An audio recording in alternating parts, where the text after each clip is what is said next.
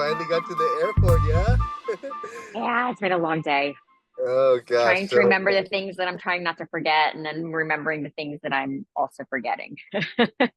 yes. Yeah. Well, I'm really excited for you. You worked hard for this for going to New Zealand, kind of while everybody else's season is ending.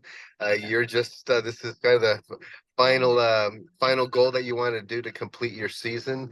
And just share, Mary, I would love to, hear your journey about just kind of how you got to this point, and it was kind of a start and end, and then there was a transition, and then you started back up, and tell me, I mean, from the day we first met, and then just kind of lead Huh. up to how it's prepared you for Yeah. that today. Yeah. So when we first met, I think I just completed my first half Ironman. And I there was a lot going into that race that I just was not aware of in like the training plan arena. And people started telling me about this 2 week taper. I'm like, wait, what are you talking about? Why would you taper? So I was actually building up. So it's amazing that I kind of did somewhat well in that first one, knowing how much I was pushing myself in the last 2 weeks. So just like with like kind of the knowledge that I was picking up, I just realized there was a lot that I did not know. And I heard about this tri coaching thing, and I was asking the people who had tri coaches, and then I contacted John Kenny, and then he said, I know somebody perfect for you, and he kind of connected us. But yeah, the whole triathlon thing too was kind of new for me at that point in my life too.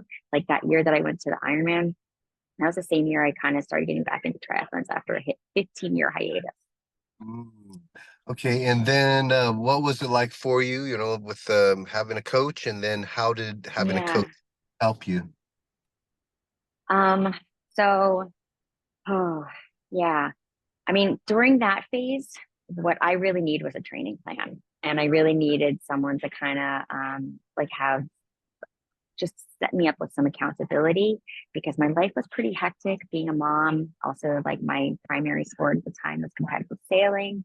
And when the winds were good, I was out sailing. And it's very easy to kind of fall into a pattern. It's like, oh, I don't know what to do today. The winds are bad. And I kind of had to fill up every empty space and kind of like swap schedules and the basis of like the weather. So it was just like accountability to another degree. So Mhm. that training plan really was kind of putting it into a visual perspective for me. And then how was your performance? Were you PRing? Were you improving in swim, bike, run, and Yeah, that's that? another thing. Like the whole watts thing on the bike, that was like, I didn't understand what that was and like what kind of cadence to hold. Like the biking part, like that was the event that I knew the least amount about. And your knowledge was so rich in the very beginning, and it still is. And also with the swimming too, like John Kenny with those group swims, like the coaching that I would get during that time, and just like the other swimmers you're with, and like the tips that you get from them, and then kind of doing some open water things with French Creek, like just it's just full of knowledge and tips, and just being around like-minded people, you just kind of absorb it like a foreign language. Mhm. And so then you were able to translate that into race tactics and knowing what you needed to your Yeah. pacing and watts and all of that. Yeah, I think it was like the mental game for me. The more I was exposed to it, the better it got. Like race tactic wise, I'm still doing the same stuff I did before. I'm just able to kind of get there a little more easily than I used to. For example, like the washing machine. When Mhm. you're in the water with everybody kicking around you, it's just a turbulent mess. I would always kind of go wide and just kind of like have that mental clarity. And I'm still doing that. I can kind of get into the washing machine a little bit, but it would take me a lot longer to kind of get to a better mental place. But now it doesn't matter. Like I just know what I'm gonna expect. I know how to deal with it, and I just kind of keep Mhm. on swimming. Yeah. And did you notice your performance times improved Oh along the way? yeah, oh Yeah. yeah. Yeah. Um, Yeah, it wasn't like a big jump. It was just lots of little jumps, and it's still improving. Mhm. Mhm. Okay, and then what was it like for you after you had then you started to transition to focus on the Olympic trials on the or to train for trials for sailing after Yeah, you took a break, you accomplished you up to the full Ironman, right? So tell us a little yeah. bit of what it was like from the 70.3 to train for the full distance and Oh then gosh, it took place. that was an undertaking. Probably not a smart move for like everything that I had going on in my life, but I Yeah. just did like three halves in that year 2023, and I was just like, I felt like my body was peaking, my performance, like I was like my physiology was like a machine in some ways, and I Mm, just like, if I don't do this full Ironman now, I don't know. I might just kind of push it off. And I just wanted to get it done. So I just had to train a little bit more at a time period that was probably not optimal with everything with the sailing and the Olympic trials coming up. But it carried over to that sport too. I was a very strong sailor in many ways, endurance wise, especially. And the strengthening from sailing was carrying over to the Ironmans and the mhm, triathlons. Like mhm, I didn't have, like the strength training that I was doing for sailing in the gym was carrying over to both, and also just sailing in itself was strength mhm, training. mhm. Okay, and then you paused for a time being, and then Yeah, you called me and said, "Hey, I yeah, want to do this." What was the yeah. change? So I did a little too much in 2023, and with the Olympic trials and like how that kind of like the fallout with like certain things associated with that. Um, I kind of had this like soul searching moment in a good way where I kind of just needed to find the joy in this again and let go of my competitive drive. It was kind of consuming in me in ways, and I needed to refocus on other stuff in life. So I kind of had this mission to find the joy in it again. So all my races that I had signed up for 2024, I was doing those, and I didn't sign up for any other ones except for on Thanksgiving, which was about a week and a half ago. I did a turkey trot. That was the only one I signed up for this year.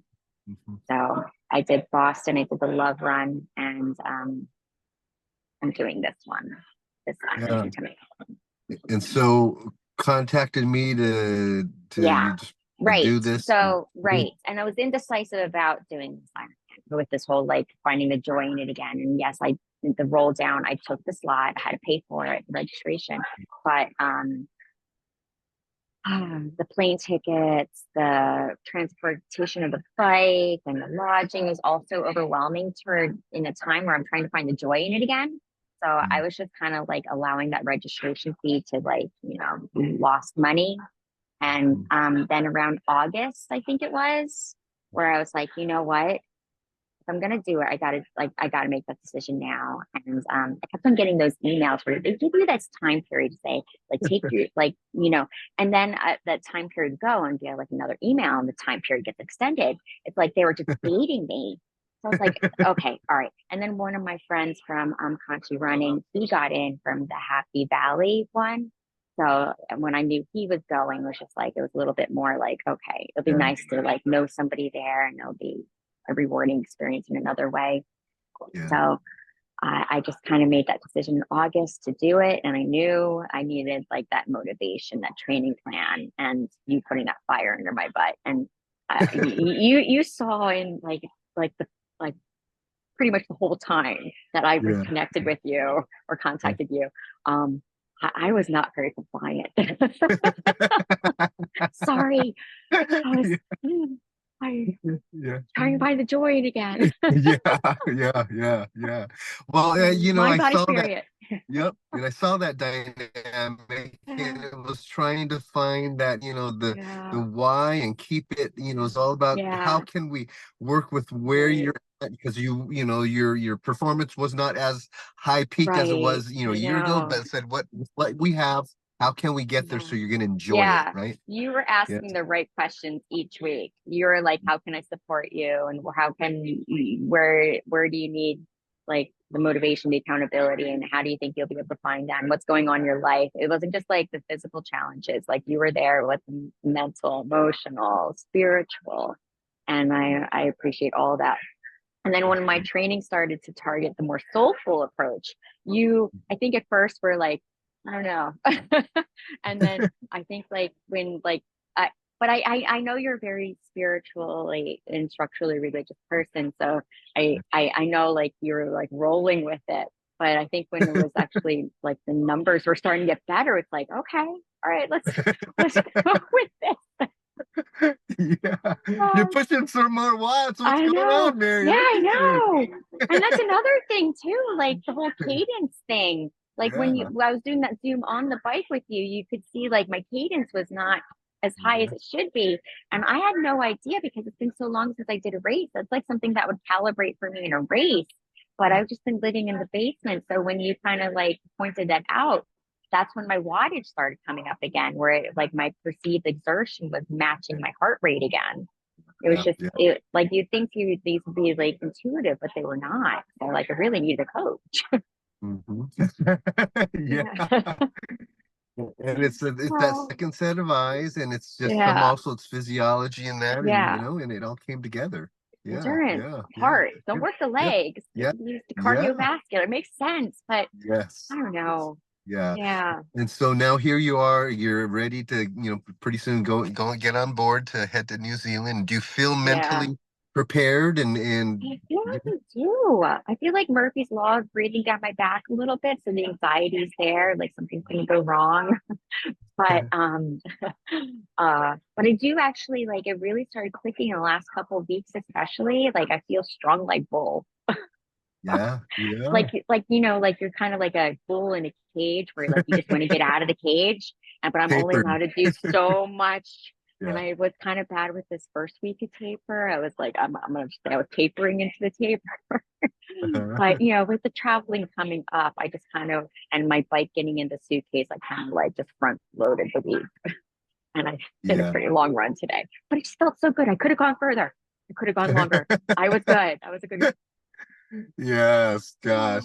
Well, Oh, it's, I mean, there was that period of time that, you had a lot of life stuff going on. And then yeah, as you were getting closer, I see that you were really, yeah. really knocking those workouts. So, And I think I the can always cadence depend on you. thing that like really kind of like was a click moment for me when my watts were kind of getting back up close to where they were, and I could sustain that the average Yeah, watts.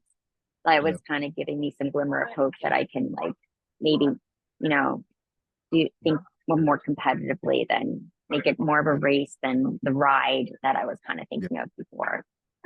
yeah. Yeah, but Good, good. it's And still a then, ride. There's still joy yep, in it. yes, yes. And at least you Yeah, have now, you have a framework of tactics of your swim, bike, yeah, and run. And you know what pacing that's going to look like. How yeah, you want as your mindset to feel yeah. durable and enjoying it and It not feels struggling. realistic. Right? Yeah, Yeah, yeah. yeah, yeah. Good, good. It might be a Yeah, good race. yes. Looking forward to Might the be. after. Yeah, Yeah, yeah, I think things are really aligning, knock on wood. Just, yeah, as long as I don't pop a tire. yeah, yes. All right. So, what would for someone that is considering hiring a coach? I mean, what suggestions would you give Yeah. just overall? There's just such a wealth of knowledge that people don't know about out there. Just like all these like parameters and telemetries and like the graph or like to explain the 2 week taper. Um yeah, I'm so appreciative that I know so much, and I'm really appreciative that I don't have to know as much as you, and you just tell me what to do. Because a lot of those abbreviations and calculations, it's a little over my head. And I have a science Mhm. background. And like that's one reason why I wanted a coach. I was like, I want to learn more about this. Like maybe one day I can do this.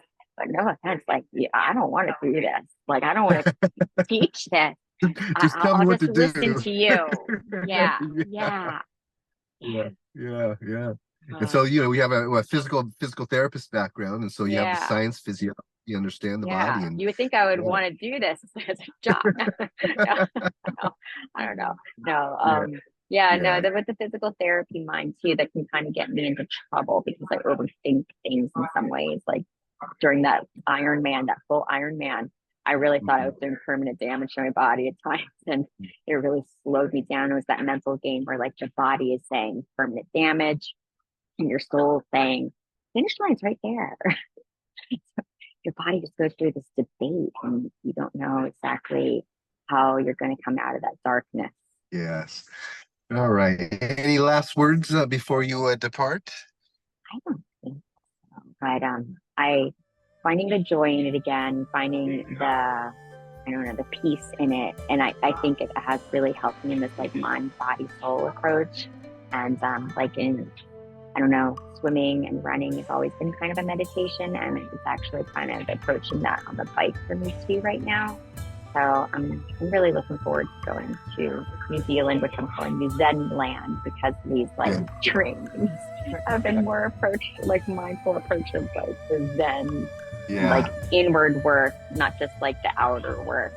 Yes, yes, yes. Yeah, And then that was, just coming to that terminology of you going to New Zen land, right? And there's yeah, that state of, there is that Zen state, when it comes to yeah, being here now in the moment, enjoying your environment, and at the same time, just be fully present in that swim, bike, run, enjoy it, love, just celebrate the fact that you're at a world championship, not yeah, tuning out that everybody best of the best there. At the same time, yeah, you're doing your own race, so you're yeah, ready for this. Yeah. All yeah. right. Well, Mary, just It's gonna be a good ride. yes. Yeah, Mary! Let's go, Mary! Let's go, Mary!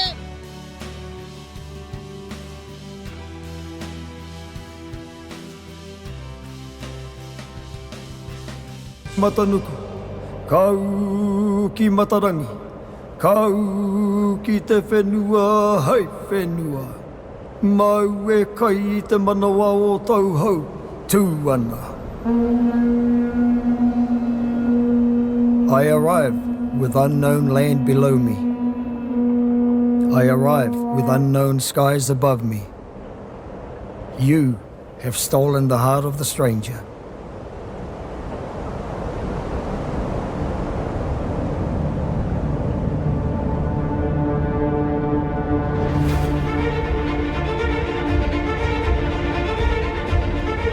For 28 generations, Ngāti Tūwharetoa have spoken of the great journey made from Hawaii across Polynesia by our tohunga, the High Priest Ngā Toroirangi.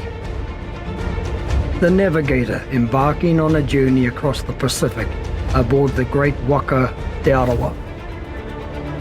Our bond with Hawaii remains as the fires that fill our mountains, the sacred fires, from the great peaks of Hawaii to our home in Aotearoa, New Zealand. Our fire-filled mountains are ready. Our crystal clear waters are ready. Our people are ready. Are you?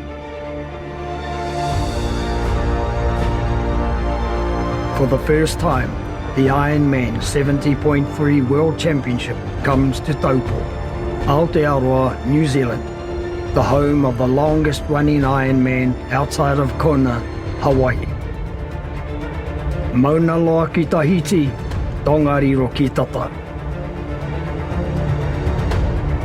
Voted amongst the world's best Ironman races, Lake Taupo, the Great Lake filled with fresh water of glacial clarity, the trout-filled rivers and rejuvenating hot springs from deep within Papatuanuku, Earth Mother, will play host to the swim course. A challenging and picturesque rural bike course beginning on the shores of Lake Taupo. Crossing the mighty Waikato River delivers you through geothermal valleys before returning you, the warrior, onto a lakefront run course framed by the awe-inspiring Tongariro National Park and a town centre finish line. Your journey will be varied. Your goals may differ. Our desire to welcome you is immense. Our greatest warriors across the generations have battled adversity to succeed. They have looked inward and upwards, searching for the greatest strength. We welcome your strength, drawn from your lands through your feet.